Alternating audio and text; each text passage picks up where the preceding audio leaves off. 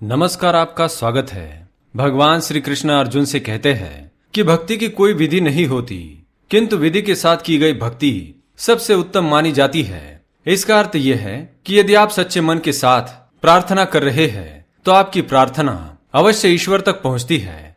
पर उसके साथ ही यदि आप उनकी प्रार्थना में कुछ बातों का ध्यान रखें, विधि विधान का ध्यान रखें, गलतियां ना होने दे, तो ऐसी भक्ति और प्रार्थना ईश्वर को आप तक पहुंचा देती है। आज हम बात कर रहे हैं संध्या काल की पूजा की। जी हाँ, सूर्यास्त हो रहा हो किंतु अंधेरा ना हुआ हो, उस समय को संध्या का समय कहा जाता है, जो 6:30 से 7 के बीच होता है। कहा जाता है कि इस वक्त नकारात्मक शक्तियां प्रबल होना शुरू हो जाती है और जैसे जैसे अंधेरा बढ़ता है उनकी शक्ति और भी बढ़ती है। इसलिए संध्या के वक्त ईश्वर की पूजा और आरती अवश्य करनी चाहिए। किंतु गरुड़ पुराण में संध्या के समय पूजा करने के कुछ नियम बताए गए हैं, जिसे हर व्यक्ति को ध्यान में रखना चाहिए। तो आइए हम जान लेते हैं संध्या के वक्त पूजा, आरती और दिया लगाते समय कौन सी बातों का ध्यान रखना चाहिए। पर उससे पहले अगर आपने चैनल को सब्सक्राइब नहीं किया है तो इसे सब्सक्राइब कर लीजिए। साथ ही वीडियो को एक छोटा सा लाइक जरूर करें। सबसे पहली बात, वनस्पति को जल चढ़ाना। हम सुबह की शुरुआत सूर्य को जल चढ़ाकर तुलसी, पीपल, बेलपत्र इन सभी को जल चढ़ाकर करते हैं, किंतु संध्या के वक्त यह गलती कदापि ना करें। संध्या के समय सूर्य, तुलसी या किसी भी वनस्पति में जल नहीं चढ़ाना चाहिए, क्योंकि उस समय सूर्य देव अपने घर को लौट रहे होते हैं और वनस्पति गहरी निद्रा में लीन हो जाती है। इस वक्त उन सभी को जल चढ़ाकर उनके कार्यों में खलल नहीं डालनी चाहिए।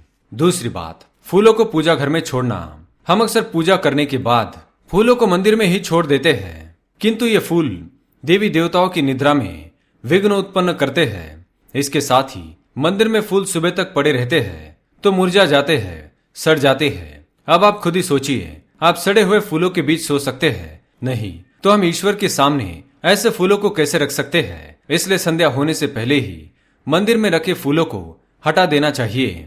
तीसरी बात, पितरों की तस्वीरें। हम अक्सर अपने पितरों की तस्वीरों को पूजा घर में रखते हैं, पूजा के वक्त उनकी भी आरती करते हैं, किंतु आपको हम बताना चाहेंगे कि संध्या के वक्त पितरों की पूजा कदापि नहीं करनी चाहिए, क्योंकि उस वक्त पितर जागृत होते हैं और वे प्रेत योनि में आपके पास आ सकते हैं। इसके अलावा पूजा घर में पितरों की तस्वीर ना लगाएं। यदि आप चाहते हैं तो उनके लिए दक्षिण दिशा में दीपक जला दे। दक्षिण दिशा पितरों की दिशा मानी गई है, किंतु भूल से भी संध्या के समय पितरों का आवाहन नहीं करना चाहिए। चौथी बात, संध्या के समय भोग लगाना। अक्सर हम देखते हैं कि सुबह के समय तो हम जोर शोर से अलग अलग तरह के पकवान ईश्वर को चढ़ाते हैं, किंतु संध्या के समय भोग चढ़ाना महत्वपूर्ण नहीं समझते। किंतु संध्या का भोग उतना ही महत्वपूर्ण होता है जितना सुबह का, क्योंकि संध्या भोजन के पश्चात 5 तत्व गहरी नींद में लीन होते हैं और रात भर कुछ भी ग्रहण नहीं करते। इसलिए संध्या आरती के वक्त भोग अवश्य चढ़ाए। आप दूध, मिश्री, मिठाई, सूखे मेवे, ताजा फल आदि भी भोग में रख सकते हैं। छठी बात, संध्या आरती। संध्या के समय दिया जलाकर, आरती गाकर, सुगंधित धूप के साथ ईश्वर की प्रार्थना करें। वे आपके द्वारा पूजा में की गई गलतियों को माफ करे और आपकी प्रार्थना को स्वीकार करे।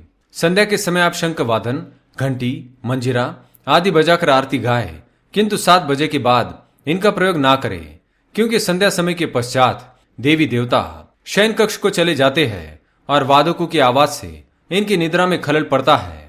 सातवीं बात, मंदिर में दरवाजा या पर्दा होना चाहिए। जी हाँ, आपके पूजा घर में संध्या आरती के पश्चात शयन द्वार बंद कर देने चाहिए या पर्दे से ढक देने चाहिए, जिससे भगवान की नींद में किसी भी तरह की रुकावट ना आए। एक और चीज का ख्याल रखें, मंदिर को अच्छे से साफ करने के बाद ही उनके कपाट बंद करे या पर्दा ढक दे। पुराने फूल, सिंदूर, भोग का सामान आदि चीजों को मंदिर में रात भर ना रहने दे। तो दोस्तों, ये थी वो महत्वपूर्ण बातें जो हमें संध्या के समय पूजा करते समय ध्यान में रखनी चाहिए। अगर ये जानकारी आपको पसंद आई तो वीडियो को लाइक करें, कमेंट में जय श्री कृष्ण अवश्य लिखें, साथ ही चैनल को सब्सक्राइब करें। धन्यवाद।